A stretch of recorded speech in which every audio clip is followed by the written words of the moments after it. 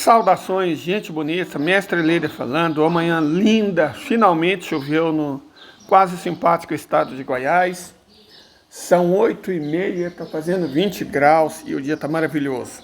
Ok, vamos falar sobre o Irã. Quando a gente vê as notícias da imprensa, a gente não tem uma ideia boa do que é o Irã. O Irã é maior do que a soma dos 3 estados do sul, Rio Grande do Sul, Paraná, Santa Catarina, os 4 do sudeste, Minas Gerais, São Paulo, Rio de Janeiro e Espírito Santo, mais o Mato Grosso do Sul, que é maior do que a Alemanha. O Irã é um país enorme. Olha os vizinhos dele. Ele é banhado pelo Mar Cáspio, pelo Golfo Pérsico e pelo Oceano Índico, certo? Presta bastante atenção na configuração dos vizinhos do Irã. Essa configuração explica por que os Estados Unidos não podem atacar o Irã como a imprensa diz. Olha, a leste, o Irã faz fronteira com 2 países. O Afeganistão, e é óbvio que o Afeganistão não vai apoiar os Estados Unidos, né, por razões auto-evidentes, e o Paquistão. O Paquistão é uma potência nuclear, certo? Mais recentemente, Irã e Paquistão trocaram tiros, mísseis, né, mutuamente benéficos. O Paquistão atacou terroristas baluches apoiados pelo Reino Unido em território iraniano e o Irã atacou terroristas baluches apoiados pelo Reino Unido em território paquistanês. Foi benéfico para os dois e mandou um outro recado. Como se sabe, o Irã é uma potência nuclear e somente um país que também tem bombas atômicas ousa atacar uma potência nuclear. Então, para o bom entendedor, um pingo é letra, acho que vocês me entenderam. A nordeste, o vizinho do Irã, é o Turcomenistão.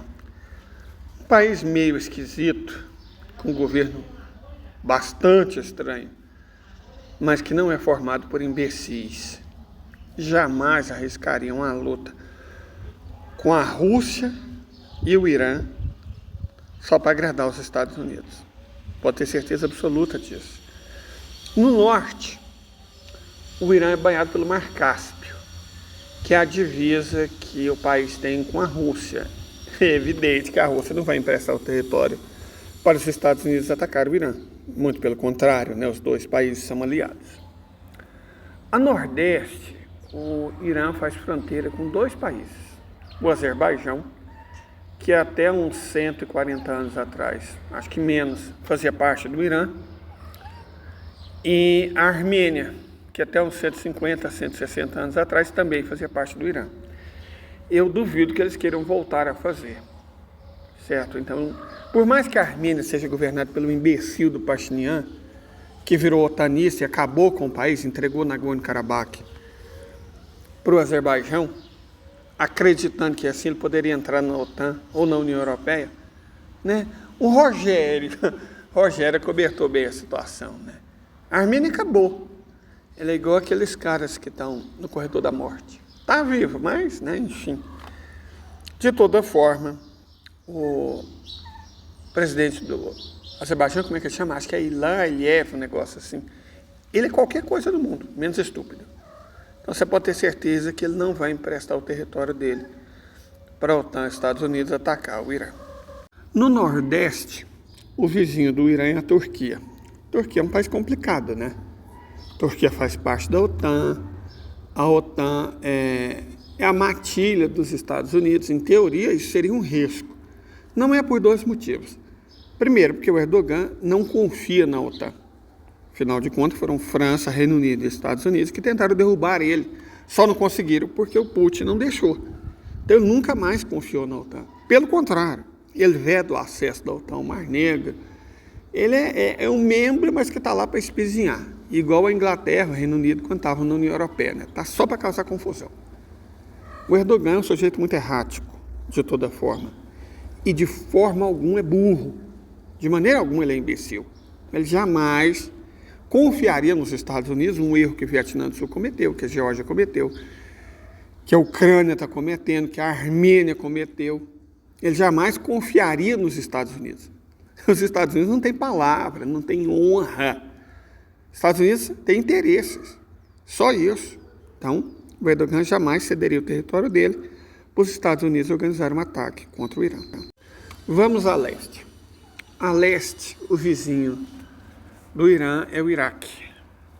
O Iraque é aliado do Irã. O Iraque está querendo expulsar os americanos de lá. Ah, mas os Estados Unidos ainda estão no Iraque. Falou bem, ainda. Porque forças insurgentes iraquianas apoiadas pelo Irã estão descendo a borracha nos americanos que estão lá ilegalmente. A mesma coisa vale para a Síria. Então vocês podem ter certeza absoluta que não é do Iraque nem da Síria que vão partir ataques contra o Irã. Agora, no sul, as coisas começam a ficar muito interessantes. No sul está o Golfo Pérsico. Quais os países que estão ao sul do Irã, do outro lado do Golfo Pérsico? O Kuwait, a Arábia Saudita, Catar, Bahrein e Omã. Vamos falar um pouco deles. Os paisecos, tipo Kuwait, Catar e Bahrein, eu nem preciso falar, né? Se a gente lembra o tamanho do Irã, como eu disse, maior que o Sul, Sudeste, Mato Grosso do Sul, enorme, e entende o tamanho desses países, o Kuwait é o que? Menor que Alagoas, o Catar é menor que Sergipe, o Bahrein é do tamanho da ilha de Santa Catarina, do município de São Paulo. Então, cara, não são esses países que vão enfrentar o Irã, na boa, né? Eles não são imbecis a esse ponto. Não vai acontecer. Bom, a gente tem Omã, que é um país até grandinho comparado com esses nanicos. Só que Omã tem 3 milhões de habitantes. Omã é menos populoso do que algumas cidades iranianas. Não vai enfrentar o Irã no X1 mesmo, não vai emprestar o território para os Estados Unidos atacarem o Irã. Até porque os omanitas acabaram de declarar ódio eterno a Israel. Bom, mas e a Arábia Saudita? A Arábia Saudita provavelmente também já é uma potência nuclear e teria condições de enfrentar o Irã. Olha, isso é duvidoso. Mas a questão não é essa. Se você vai lá naquele livro antigo que os crentes usam para justificar as atrocidades deles, o Velho Testamento, e encara aquilo como livro histórico, você vai ver que um punhado de nomes de povos, jebuseus, amorreus, cananeus, filisteus, egípcios, ixos, hebreus, nenhum desses povos existe mais, estão todos extintos. Sim, os hebreus estão extintos há 2.600 anos. Ah, mas os judeus? É uma religião, não é um povo. Da mesma forma que praticar o candomblé umbanda não te torna iorubá, só te torna um bandista candomblecista. Entendeu? Simples, não é? Mas por que os árabes e os iranianos também ainda existem? Principalmente os árabes. Não apostam em cavalo perdedor, não entram em barca furada, não entram em guerra nem para empatar.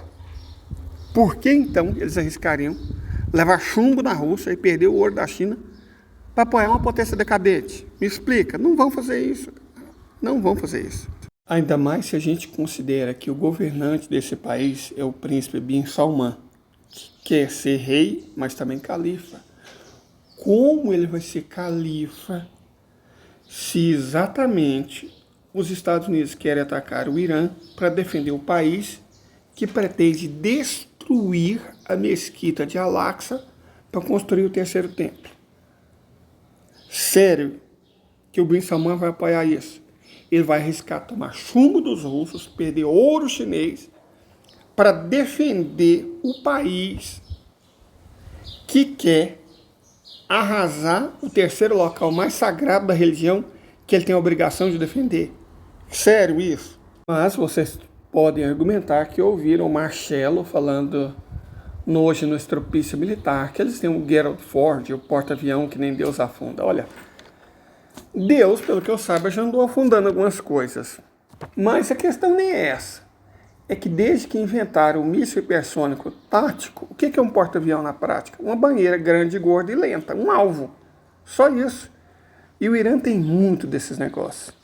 Traduzindo, os Estados Unidos não tem como fazer o que eles dizem que vão.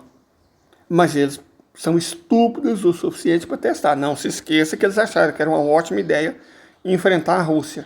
Então eles podem achar que também é uma boa ideia enfrentar o Irã.